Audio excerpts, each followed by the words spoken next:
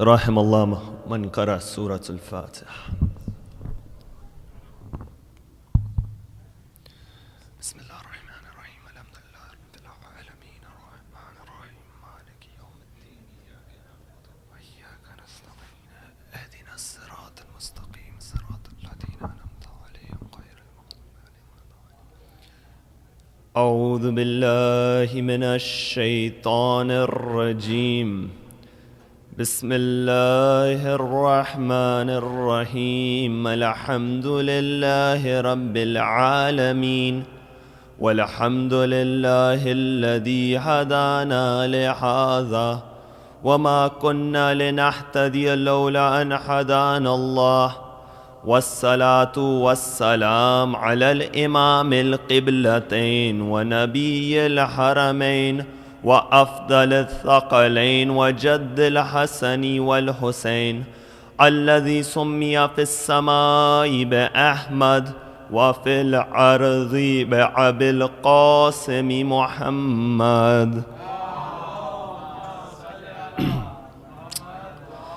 وعلى آل بيته الطيبين الطاهرين المعصومين الصادقين والذين ذهب الله عنهم الرجس وطهرهم تطهيرا.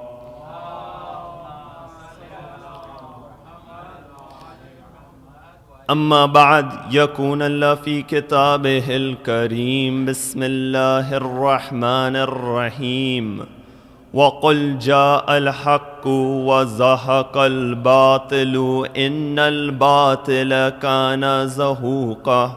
صدق الله العلي العظيم.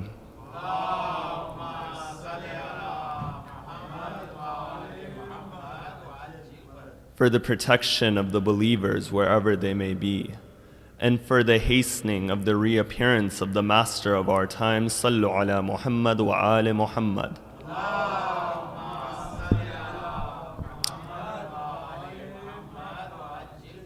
The verse of the Quran which I just recited is chapter 17, verse 81. And the verse states, "Say that truth has come and falsehood has vanished. Indeed, falsehood was bound to vanish." When you look within this verse, one attribute of haqq, truth, is mentioned, and one attribute of batil, falsehood, is mentioned. The attribute of truth which is mentioned within this verse is that truth is an eternal reality. Truth is that beneficiary which will remain. That's why when you look at the names of Allah, one of His names is Al-Haq, that Allah is that everlasting beneficiary. And whenever a work is done in the name of Allah, for the cause of Allah, that work will remain eternal. So on one side you find this is the attribute of haqq mentioned within this verse. But on the other side there is an attribute of falsehood which is mentioned. And that attribute is what? That attribute is that falsehood will vanish when it collides with truth, when it collides with haqq. And that's when I come to the movement of Karbala. Because you find anyone who opposed Karbala, anyone who opposed that appointed hujjah of Allah, Imam al-Hussein, you found that those individuals, they perished. That there were a number of movements that started after Karbala. We see the impact of Karbala today, but there was an immediate impact in a number of movements. That's why you find that when you look within history and you analyze history, and you look at the lives of the killers of Ahlul Bayt and the killers of Imam al-Hussein after the day of Ashura, you find that none of those individuals, they had peace within them. For number one, you find there were those movements such as the movements of the Tawwabun, such as the movement of Mukhtar, which I'll analyze tonight. But at the second level, you find that they were afflicted with disease, they were afflicted with different things because of the punishment for killing Imam al-Hussein. And this is why you find that Yazid, when we hear that Yazid, he went hunting and his body wasn't found, why would Yazid go hunting? Yazid, he would go hunting because he didn't have any peace within his heart, and he found peace within that. But you find that these individuals, after colliding with Imam al-Hussein, after opposing the Imam, none of those individuals, they remained. And you can see that practically within the world today, that Saddam, who would stop the dhikr of Ahlul Bayt, where is Saddam today? 30 million are going towards Karbala. You look at Hosni Mubarak in Egypt, he would stop the remembrance of Ahlul Bayt. He died in the most humiliating of ways. And there is no bigger example than looking at that Damascus. That Damascus where one lady, Zainab, was taken as a captive. In that Damascus, Yazid would rule. Go to that Damascus today. The grave of Yazid is nowhere to be found, but throughout the city you can see signs that say, welcome to the city of Sayyida Zainab. And that is that reality of Karbala. And this is that beauty which I highlighted yesterday and which I continue upon today. That if the heart wants to be with Imam al-Hussein, but the circumstances don't allow you to be there, then Allah subhanahu wa ta'ala will help you within the cause of Imam al-Hussein.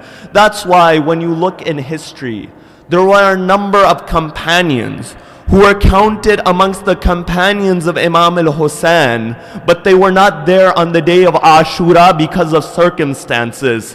You look at somebody like Muslim ibn al-Aqil, who was killed before the day of Ashura. You look at somebody like Hani bin Urwa, who wasn't able to be there because of circumstances. Further than that, you find when you look within prison, there were a number of the companions of Ahlul Bayt who were within the prisons of Kufa. Individuals such as Maytham al-Tammar and an individual such as Mukhtar bin Abi Ubaidah al-Thaqafi.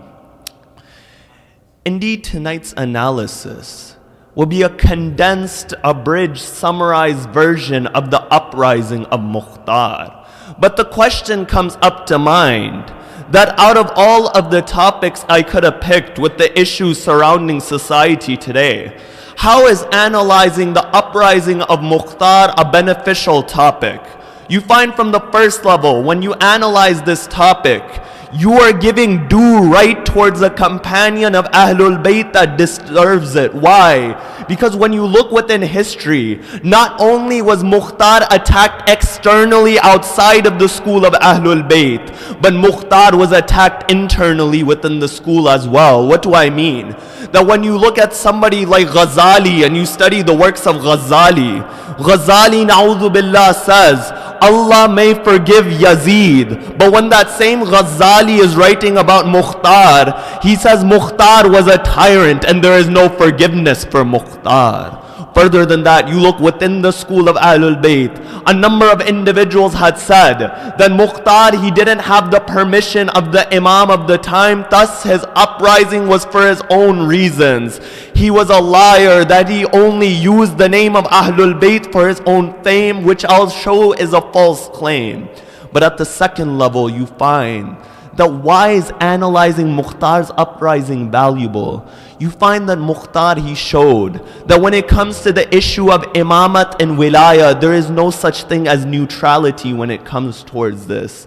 That wilaya becomes an identifying marker in the life of a human being. That when we look within today's modern society, that the moment a child is growing up and he's going through high school and he goes towards university, one of the biggest issues afflicting today's society is that the issue of an identity crisis. That the moment he goes to high school, he tries to figure out which niche he belongs to, which group he wants to make his friends. Further than that, afterwards, he tries to figure out which career he wants. But Ahlul Bayt, they have showed us that when you make your identity Ahlul Bayt, the rest of the things, they'll begin to take care of themselves. And this is what Mukhtar bin Abi Ubaidah al-Thaqafi had, is that Mukhtar, he exerted the maximum effort in the path of Ahlul Bayt. But he did this with wisdom, because at the third aspect, you find that Mukhtar, he recognized his role within the school of Ahlul Bayt. That when you have movements, when you're trying to create change within society, Mukhtar is a symbol of change. Why? Because Mukhtar, he understood his time period. And after understanding his time period, Mukhtar, he realized within that time, the best action to serve Ahlul Bayt was to kill the killers of Ahlul Bayt. In the same way, we have a different time period, that within this time period, the battle is through academics. The battle is through discussion. The battle is through outreach. The battle is through making your voice being heard. And you use that example of Mukhtar. But there is also one more level of benefiting from Mukhtar. Mukhtar is the ultimate proof that when we cry for Imam al-Hussein, our tears are not solely reactive, rather our tears have a level of proactivity towards them. You know, there was a famous scholar, he would say that if you want to understand the power of Karbala, there are one tear which you should look at before Karbala and one set of tears which you should look at after Karbala. The tears to look at before Karbala are the tears of Hur, that they changed his life around. The tears to look at after Karbala are the tears of Mukhtar when he would cry for not being able to be in Karbala. But those tears of Mukhtar propelled him forward in the path of serving Ahlul Bayt alayhimus salam. And indeed, tonight's analysis will take place on three premises. Number one, what are the pieces of evidence that prove that Mukhtar had the approval of Ahlul Bayt? Number two, what qualities and characteristics did Mukhtar have which we can emulate that allowed him to serve Ahlul Bayt alayhimus salam?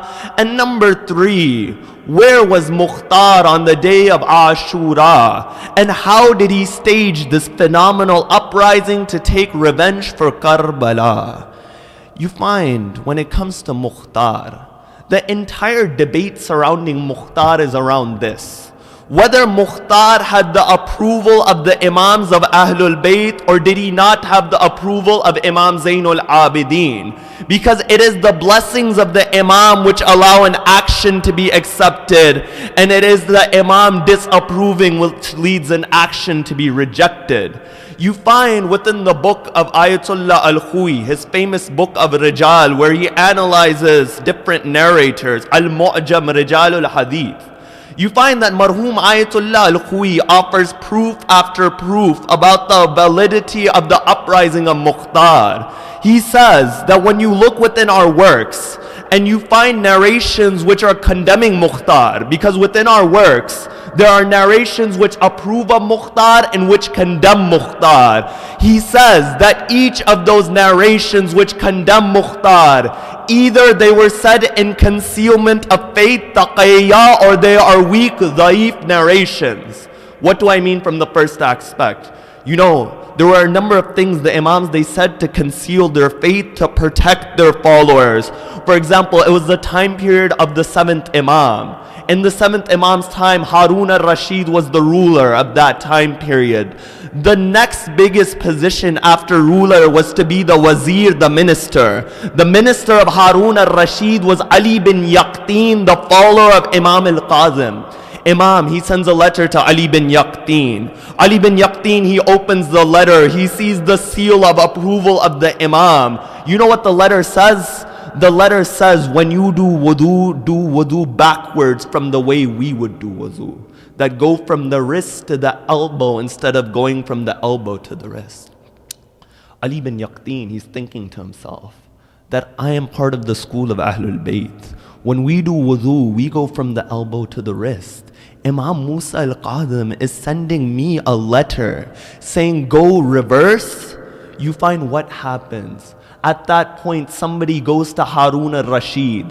They say towards Harun, we have suspicions that Ali bin Yaqtin is one of the Shia of Musa al-Qadhim. Harun al-Rashid says, fine, I'll invite Ali bin Yaqtin to my palace. If Ali bin Yaqteen does wudu in the way the followers of Ahlul Bayt alayhimus salam do wudu, then I'll cut his head off. If not, I will punish you for spreading this false report. You find Ali bin Yaqteen goes to the palace of Harun al-Rashid. He's about to go do wudu. He thinks to himself that my mind, my heart is telling me that we go from the elbow to the wrist. But then he remembers that my Imam had told me to go the other way. And when my Imam commands me to do something, no matter what logic I have, the logic of my Imam supersedes my own logic. You find Ali bin Yaqteen, he does wudu the other way. Harun says to the man, you were making a false suspicion. Let Ali bin Yaqteen go freely. You know, that year, Ali bin Yaqteen, he goes to Hajj, he goes to Makkah. After that, he goes to Medina. When he goes to Medina, he visits Imam Musa al-Kadhim. Imam Musa al-Kadhim says to Ali bin Yaqteen, "Oh Ali bin Yaqteen, I sent you one letter where I told you to do wudu the other way. Then I sent you a letter after that incident telling you go back to the normal way of doing wudu. Oh Ali bin Yaqteen, did you do what I say?" Ali bin Yaqteen said, "Yes." The Imam says, "Why did you do what I say?" Ali bin Yaqteen, he said, "I had doubts about which action to take, but I had certainty of the fact that that letter was from you, and that certainty led me to listen to what you had said." So you find a number of things were said in taqiyya such as this. And that's what it was with Mukhtar. Either they were in concealment to protect, or they were weak narrations. You know, when you have a dhaif, a weak narration, there are a number of things which make it weak. For example, you can have a narration which is tadlis, meaning the narrator, he concocted it, he made it up on his spot. Or you can have a narration, for example, which is mursal. Mursal means the chain is broken. That he says that I heard from Rasulullah, but he never saw Rasulullah. He doesn't say whom he heard from. Either he's hiding the chain on purpose because there's something to hide, or he forgot the chain. And if you forget the chain, we don't accept the hadith from you either. You know, I'll give you an example. There's a narration which is not found within our books. It's found in other books. That narration says, the narrator says, that we were in a gathering with the leaders of Quraysh. When we were in the gathering with the leaders of the Quraysh, I heard Rasul Allah whisper into the ears of Abu Talib, "Say the kalima, say the kalima, say the kalima." Now a number of problems come up with this. Number one, he's saying that everybody in the gathering was from amongst the leaders of Quraysh. The narrator himself is not from the leaders of Quraysh. That's a logical fallacy over there. And the second aspect, Rasulullah whispered into the ears of Abu Talib, "Say the kalma." You heard him whispering into the ears something which was negative. But when Rasulullah was yelling on the day of Ghadir, "Man kuntu mawla, fahaza aliyun mawla," you didn't hear Rasulullah upon the day of Ghadir. That this is called selective memory, confirmation bias as we call it. That when it's something negative towards Ahlul Bayt, they'll hear it even if it's whispered within the ear. But when it's for the praise of Ahlul Bayt, even it's full out yelling like on the day of Ghadir, they'll reject that message. So you find this is the reality, that we do have fake narrations, weak narrations that come up. But what is the evidence that Ayatollah Al-Khu'i uses to show that Mukhtar had the approval of Ahlul Bayt? The first piece of evidence he mentions, he says that this was the argument of Allama al-Hilli, that when you have taqiyya and concealment of faith, taqiyya is only for when that individual is alive. After he passes away, there is no need to conceal to protect him. So if there is any narration which praises Mukhtar after the death of Mukhtar, it is evidence towards the fact that Mukhtar had the approval of Ahlul Bayt. This is why you find within the time period of Imam Muhammad al-Baqir, salamullahi alayhi,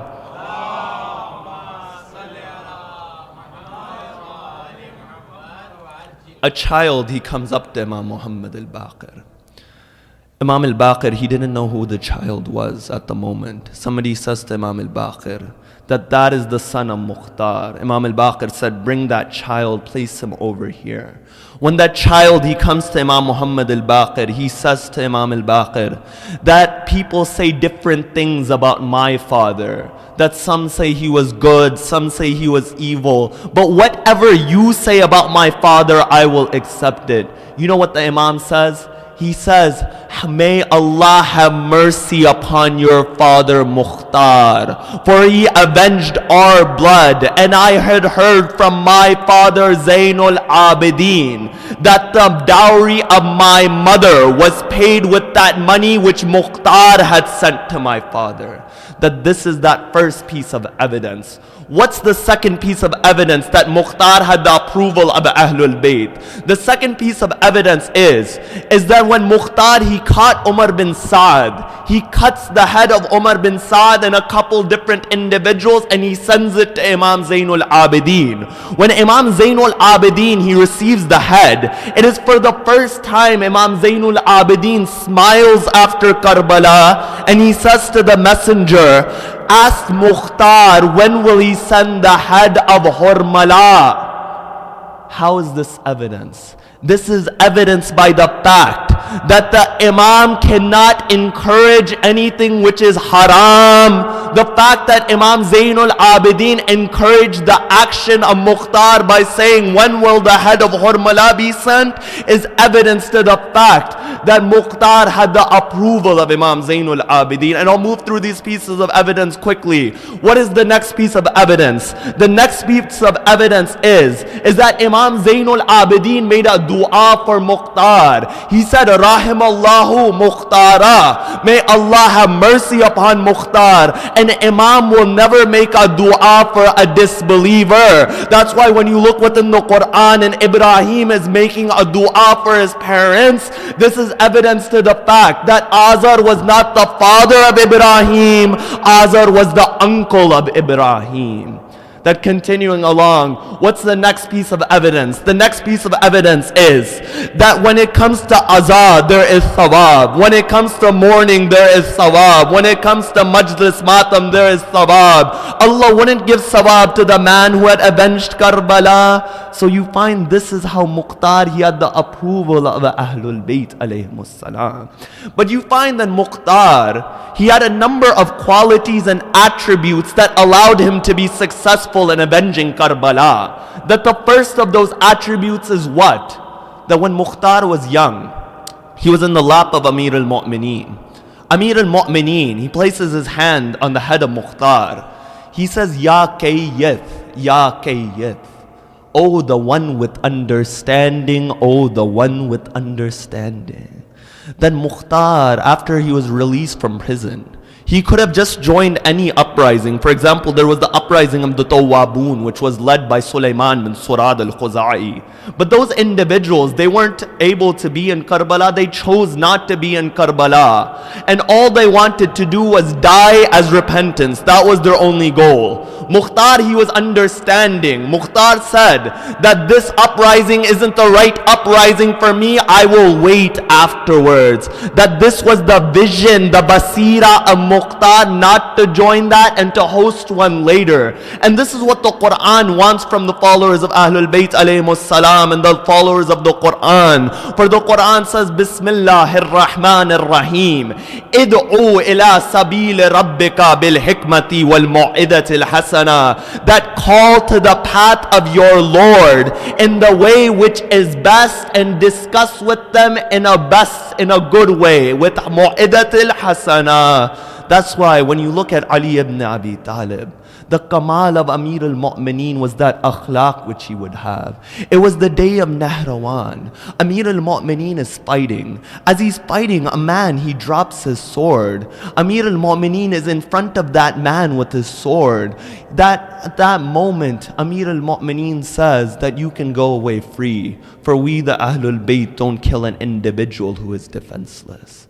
That man, he gets up. He says, Ya Ali, I have heard that you never reject the request of anyone. Amir al-Mu'mineen says that's true. He says, give me your sword. The Imam takes his sword, he gives it towards that individual. At that moment, that person, he stands up straight. He lifts his sword. He says, Ya Ali, who is going to protect you now? Now I'm the one with the sword and you have nothing within your hand. You know what Amir al-Mu'mineen says? He says, my Lord, Allah subhanahu wa ta'ala will protect me. That man says, Ya Ali, how can I strike you? I want to become your follower, O Ali.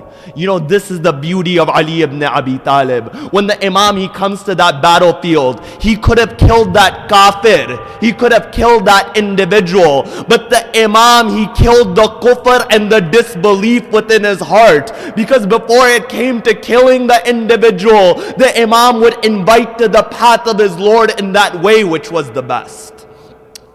That this is the beauty of Amir al-Mu'mineen. This is that understanding, and that understanding is built through knowledge. Because when you start with knowledge, then you find that ma'rifah and cognizance comes. That's why you find that Amir al-Mu'mineen, you know, after the battle of Siffin, 10 individuals, they broke off from that Khawarij group, that group that decided to go rogue after the battle of Siffin and fight. These 10 individuals, they said that we're going to go to Ali. We're going to ask him the same question 10 different times. If Ali can answer the same question in 10 different ways, we'll go join Ali ibn Abi Talib. But if he can't answer that, we'll join the rest of the Khawarij. They come towards Amir al-Mu'mineen. The first of them, he comes up. He says, Ya Ali, what is greater, knowledge or wealth?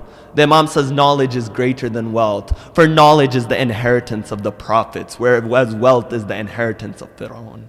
The second person comes up. He says, Ya Ali, what is greater, knowledge or wealth? The Imam says knowledge is greater than wealth. For knowledge protects you, whereas you protect your wealth. The third person comes up. Ya Ali, what is greater, knowledge or wealth? The Imam says knowledge is greater than wealth, whereas the one with knowledge has many friends, whereas the one with wealth oftentimes has many enemies. The next person comes up. He says, Ya Ali, what is greater, knowledge or wealth? The Imam says knowledge is greater than wealth. For knowledge, it enlightens the heart, whereas wealth darkens the heart. The next person comes up. What is greater, knowledge or wealth? The Imam says that knowledge is greater than wealth because knowledge accumulates in depth over time, whereas wealth, it begins to deteriorate over time. The next person comes up. He says, Ya Ali, what is greater, knowledge or wealth? The Imam says that knowledge is greater than wealth. Why?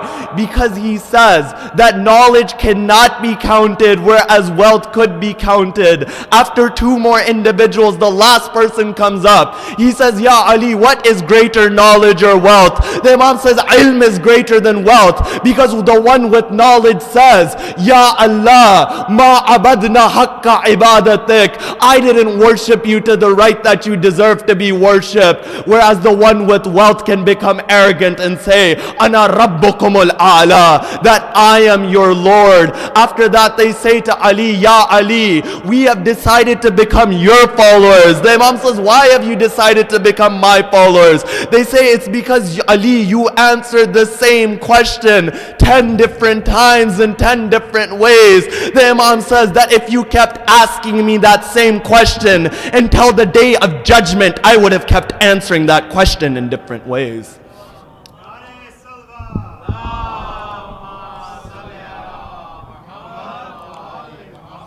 That there is no understatement in the value of knowledge. That if Ali ibn Abi Talib can explain knowledge until the day of judgment in different ways, that's what the followers of Ahlul Bayt should emphasize, education and knowledge. And this is what Mukhtar had. He had that understanding.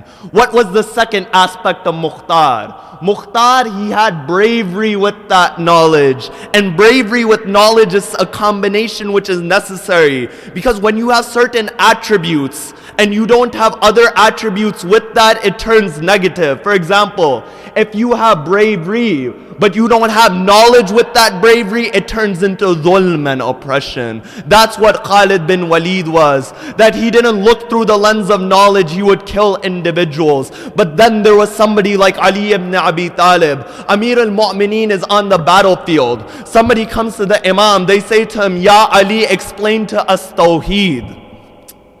You're in the middle of a battlefield. He comes up, Ya Ali, explain to me Tawheed. Everybody at that moment, they say to that man, what is wrong with you? That you're asking to explain Tawheed now out of all of the instances? But Amir al-Mu'mineen, not only did he have bravery, he had that knowledge with that. You know what the Imam says? He says, if the people had understood Tawheed, this battle wouldn't be happening. Let him ask that question. And this is what you find. And these two attributes, the knowledge, understanding, and that bravery, allowed Mukhtar to be successful within his uprising.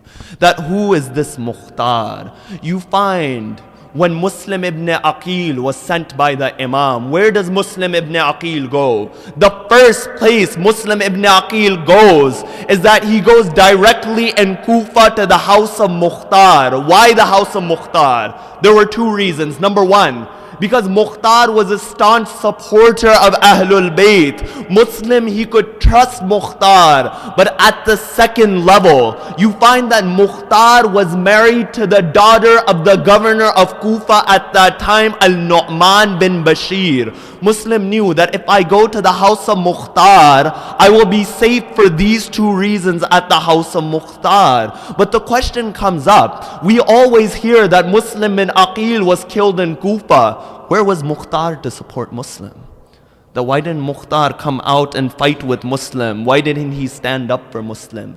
The answer is that Mukhtar, he was working with Muslim, and before his uprising, Muslim had sent a number of companions such as Mukhtar, such as Muslim ibn al-Awsaja outside of Kufa to gather support. That's why when Mukhtar was outside of Kufa, Muslim bin Aqil was killed within Kufa, and Mukhtar, he didn't know, because Ibn Ziyad, he had set a number of troops on the outskirts of Kufa. It's only after the killing of Muslim that Ibn Ziyad said, where is Mukhtar? Go and find Mukhtar. Ibn Ziyad, he sends an army towards Mukhtar. That army, it goes towards him. It says, Mukhtar, you have two options. Number one, either you fight and we'll kill you right now, or number two, you go towards prison. I mentioned Mukhtar was a man of wisdom. He thought that if I fight right now and am killed, there would be no benefit, so I'll go towards prison. Mukhtar, he goes towards the court of Ibn Ziyad. Ibn Ziyad, he strikes the face of Mukhtar. It's at that point, that blood for revenge, it began boiling within Mukhtar, because Mukhtar, he had heard prophecies that a man from Taqif will be the avenger of the oppressed. And you know what confirmed it from him? When he was in prison, you know who he meets? He meets Maytham al-Tammar in prison. That Maytham was that individual that Ali ibn Abi Talib had given Maytham. He taught him a knowledge that Maytham would be able to look at the faces of the people and tell their destiny. He says, O Mukhtar, you will be the avenger of the blood of the grandson of the Prophet. At that point, Mukhtar, he still had confusion. He had heard the prophecies, but never did he think that the prophecies were about the killing of Hussein ibn Ali. But you find it was within that prison that as Sayyida Zainab was going through the city of Kufa, Mukhtar within that prison, he saw those captives taken over there. He began to say to himself that I will avenge the blood of Hussein, that I will not sleep until Umar bin Saad and Ibn Ziyad are killed. You know what Mukhtar does? Mukhtar, he had one sister who was married to Umar bin Saad. The other sister was married to Abdullah bin Umar. He writes a letter to Abdullah bin Umar to intercede with Yazid to tell Ibn Ziyad to free me. Mukhtar, he is freed from prison. You find that this Mukhtar, Ibn Ziyad says to him that you have 3 days to get outside of Kufa, that I don't want you within the city. You know what Mukhtar does? Mukhtar, he goes towards Makkah. You know, I know Mukhtar Nama. I've never seen Mukhtar Nama. I've heard it's 40 volumes, 40 episodes, whatever it is. I'm giving you the abridged, condensed version from the Maqatil, not from that, because I'm not sure what history was recited upon that. So when you look over there, you find Mukhtar, he is within Makkah. When he goes towards Makkah, he goes to Muhammad al-Hanafiya. He says, do I have your permission to avenge Hussein? Why does he ask Muhammad al-Hanafiya? Muhammad al-Hanafiya was appointed by Imam Zainul Abidin to look after the affairs over there. Some non-Shia historian have written that Muhammad al-Hanafiya claimed imamat for himself. This is a false fact.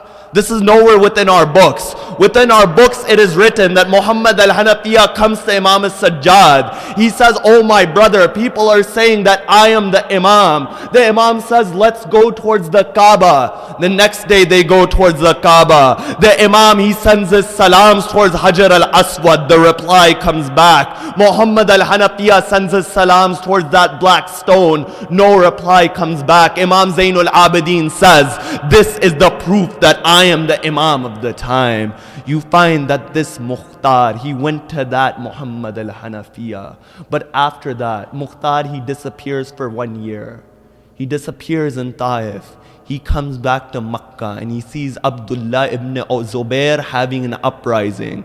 He says to Abdullah bin Zubair, I'll support you under 2 conditions. The first condition is that you make me governor of Iraq. He wanted control of Iraq. The second condition is what? It is that you consult me in all your affairs. But after 6 months of being with Abdullah bin Zubair, Mukhtar, he realized that Ibn Zubair was just a politician. He only wanted to overthrow Yazid and the Umayyads for his own gain. Mukhtar, he leaves, he goes towards the city of Kufa. Mukhtar, you know when we read in Ziyarat, Assalamu alayka ya Thar Allah. So what does Thar Allah mean? In the language in Arabic, in that time period, if you were killed and somebody takes your revenge, you would call that person Thar. Imam al-Hussein is Thar Allah. That what this means is that Allah is the one who will avenge the blood of Imam al-Hussein. But Allah works in this system through intermediaries. And Mukhtar is that pure intermediary which he used to avenge Imam al-Hussein. Now of course Karbala can't fully be avenged, but this was that step he took within that direction. And now to cut everything short, because tonight is a night of musibah, that tonight we remember Bibi Sakina. You find Mukhtar, he holds an uprising. He says that tell the people that Mukhtar will not sleep, Mukhtar will not eat until the killers of Hussein are killed. He gathers the Shia of Kufa. The son of Malik al-Ashtar, Ibrahim, pledge allegiance towards Mukhtar. Mukhtar takes control. One by one, he begins capturing those who were at Karbala. You know, these masa'ib of Mukhtar, I'm not going to recite all these masa'ib, because these masa'ib are hard masa'ib to listen to. That this musibah is that musibah which you recite on the day of Ashura. But you know, they would catch Mukhtar, he would catch them one by one. You know who was the first person that Mukhtar caught? Mukhtar, he says to that man, what is your name? He says, my name is Shimar. Mukhtar, he didn't know what happened at Karbala. He says, oh Shimar, what did you do on the day of Ashura?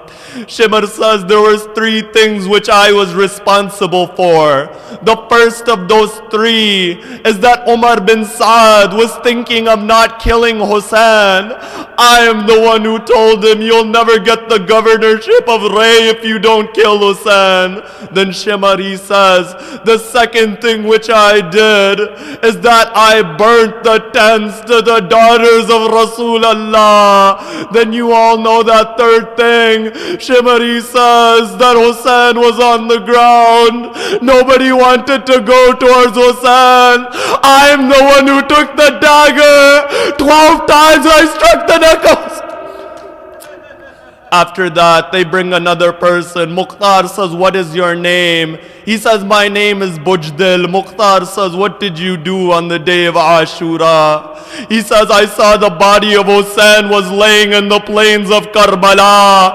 I saw that there was a ring on the hand of Hussein. I wanted that ring. I tried to pull it off, but it wouldn't come off. I cut the finger of Hussein.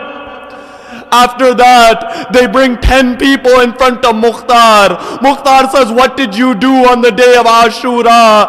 They said, we were 10 horse riders. Umar bin Saad, he told us, trample the body of Hussein. We ran our horses over the body of Hussein.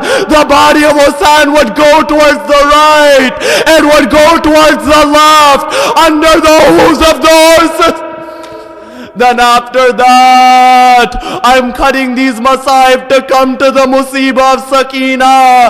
They bring another man. They say to him, what is your name? He says, my name is Ibn Raqqad. Mukhtar says, what did you do on the day of Ashura?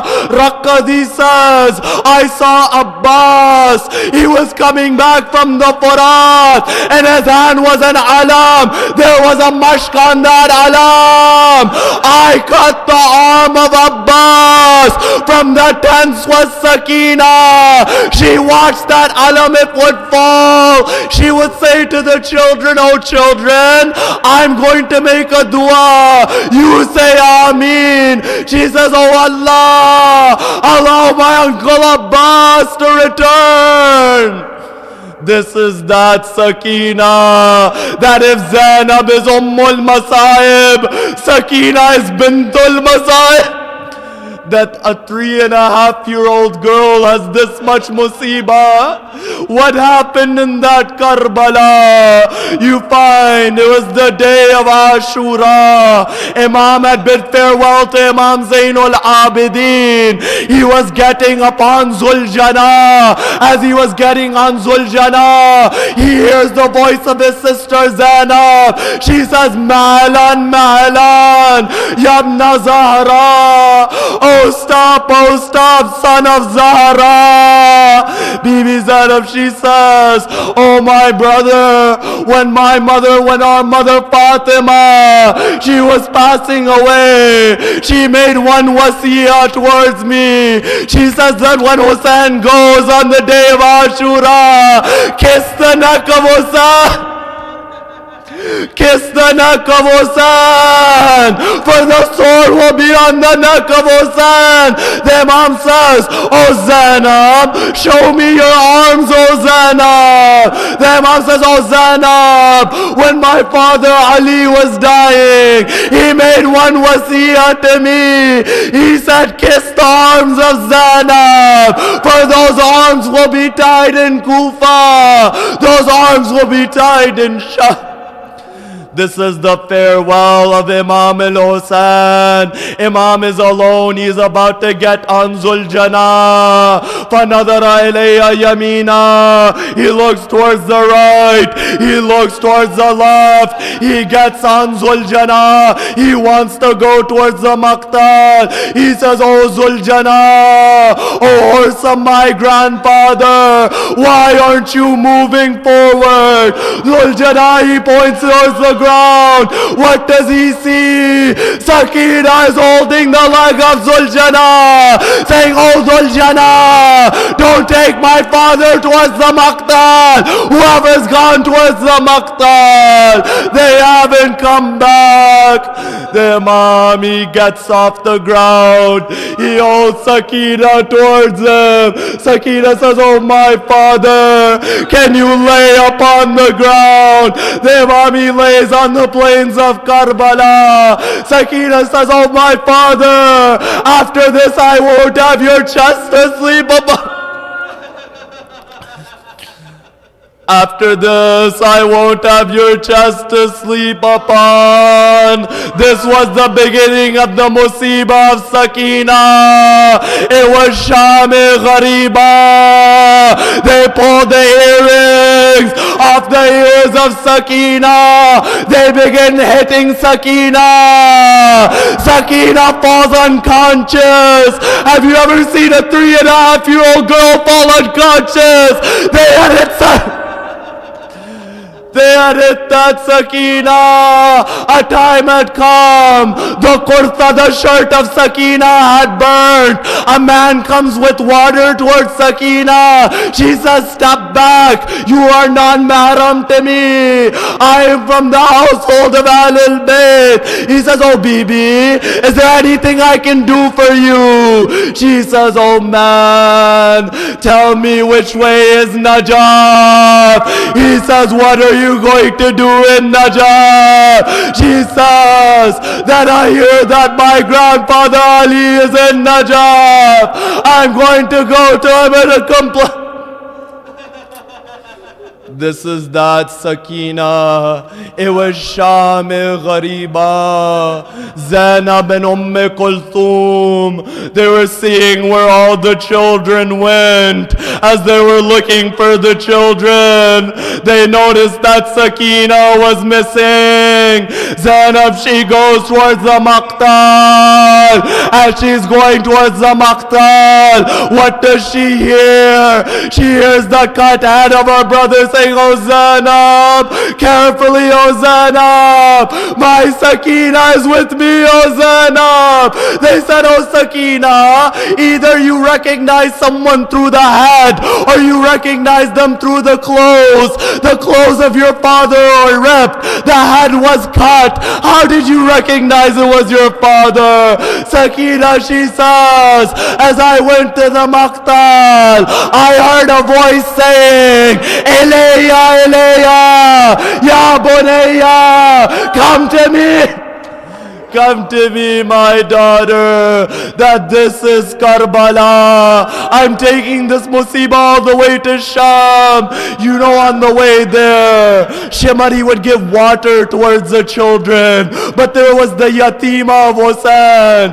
She would go towards Shimar asking for water. You know what Shimar would do? He would turn around and walk the other way. She goes towards Shimar. She asks for water. Shimari turns around. You know what Shimar does? He takes that water. He pours it on the plains of Karbala.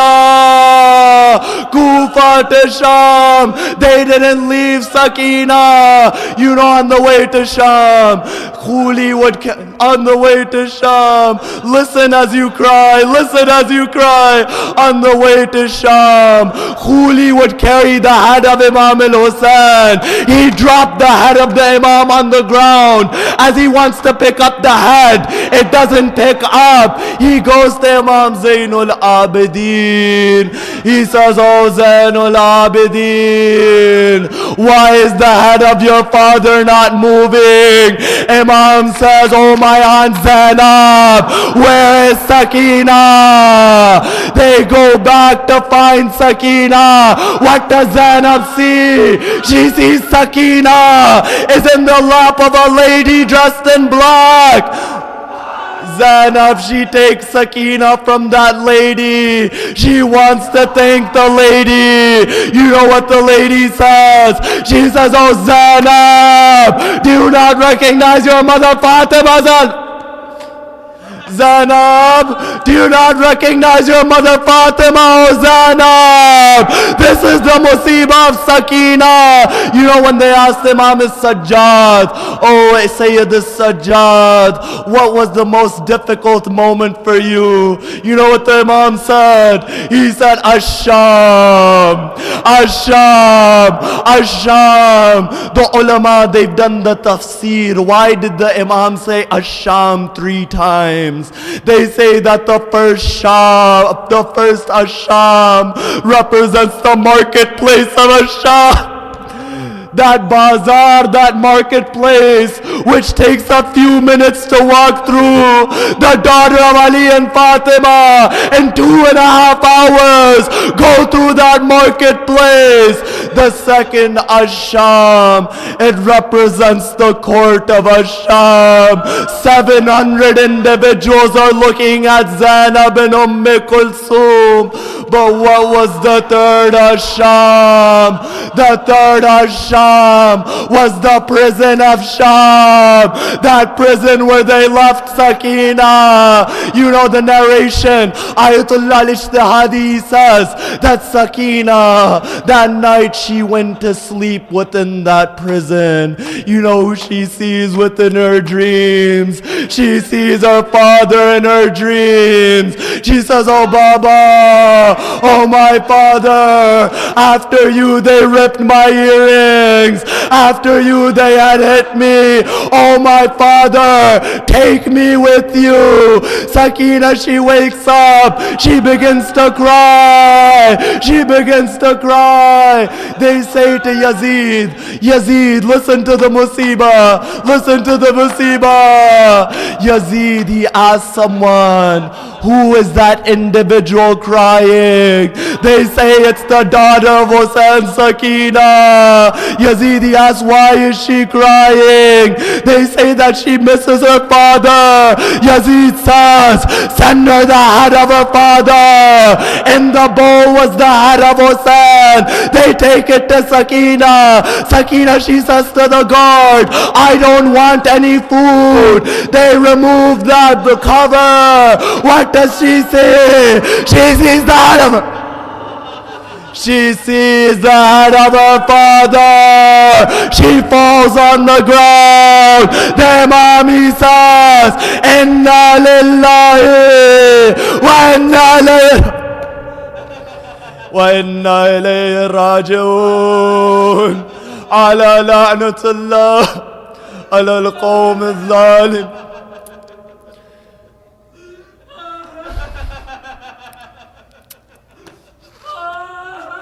You know, when this caravan, it left from Sham, Bibi Zainab had gathered the women outside of Sham. They were departing from Sham. She said, oh women, stop right now. She looks towards Sham. She says, it is my promise, Sakina, I'm leaving you now. But Sakina, I promise to return to the Sham. You know, when this caravan on the day of Arba'in, when it arrived within Karbala, each lady would go to the grave of their beloved, but Zainab would walk slowly to the grave of Imam al-Hussein. I say, oh Bibi, why don't you run towards that grave? She goes to the grave. She falls beside the grave. She says, oh my brother, you had given me a trust. Forgive me, my brother. I left that trust in the prison. I left that trust in the prison of Sham. Then she says to her nephew, oh my nephew, say this, Sajjad, where is the grave of my brother Abbas? The Imam says, oh my aunt, the grave of Abbas is by the Furat. When all of the women, they go to the grave of Abbas, you know what Bibi Zainab, she says to the women? She says, oh women, recite any musibah over here. Tell Abbas that we were in the court of a drunkard, that our hijab was taken. But don't tell Abbas we love Sakina. Don't tell Abbas we love Sakina. Don't tell Abbas we love Sakina in Sham. You know, when they were leaving Karbala, the Imam, he had gathered all of the ladies. Bibi Zainab says to the Imam that everyone is ready to leave, but Rabab, she isn't leaving. Rabab, the mother of Sakina, wasn't leaving. Imam Zainul Abidin, listen to these last lines and cry. Imam Zainul Abidin, he goes up, he says, "Oh Mother Rabab, we're all leaving. What are you going to do in Karbala?" She says, "What will I do in Medina? My Askar is here, my Hussein is here, my Sakina is in Sham." Then she says, "Oh, what I'll do in Karbala, I'll put water upon the graves, I'll clean the graves. When Azair comes, I'll tell them this is where an arrow went at Asghar. I'll tell them this is the grave of my..." I'll tell them this is the grave of my husband Hussein. But the Imam, he didn't let Rabab stay in Medina. He didn't let her stay in Karbala. He takes her back towards Medina. You know, on the 11th of Muharram, Rabab, she had made a promise at the grave of Imam al-Hussein. She said that as long as I'm alive, I'll never drink cold water. As long as I am alive, I'll never go within the shade. It was Medina. The Imam says, "Oh my mother Rabab, you are sick, your health is deteriorating. Come within the shade." She says, "Oh my son, are you asking as my son or are you asking as the Imam?"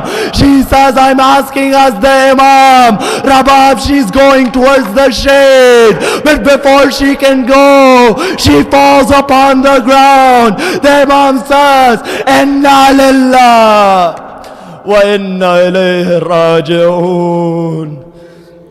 Ya Allah, raise your hands, raise your hands. That when you ask through the right of Abbas's Babul Hawaij, but we say, "Oh Abbas, we're asking through the right of Sakina." There shouldn't be a dua in this hall which is rejected. We say, "Oh Abbas, we're asking through the right of Sakina." That wherever the followers of Ahlul Bayt are oppressed, Ya Allah, help them. Ya Allah, whoever is sick and ailing from our followers, through the right of Imam Zainul Abidin, cure them. Ya Allah, we pray for the rebuilding of those broken graves in Jannatul Baqi.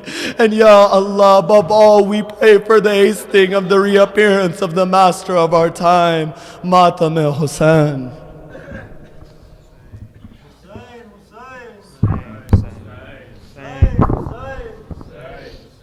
Hussein, Hussein, Hussein, Hussein, Hussein, Hussein.